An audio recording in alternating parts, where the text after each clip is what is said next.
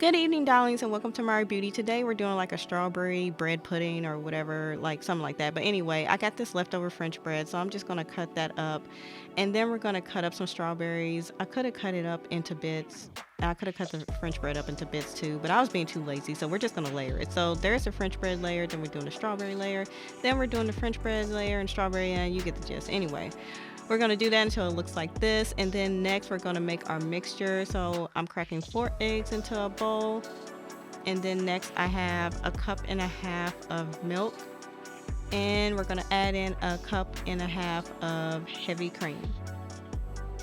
Next we're adding in a cup of sugar and 2 teaspoons of vanilla extract, and just add in a dash of salt, and whisk that all up together until your arms get tired, because mine was definitely tired. But anyway, the bowl's too small, so I got a bigger bowl.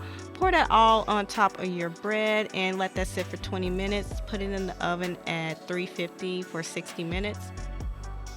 While that's baking, we're going to make our sauce to go on top. So I have a cup of heavy cream and half a cup of sugar and a teaspoon of vanilla extract, and we're just going to whisk that all up together and set that aside. Next we're going to melt a half a stick of butter into a pan, and we're just going to wait till that gets brown just like this, and we're going to pour in our cream mixture that we just made, and we're just going to wait for that to bubble up and thicken up.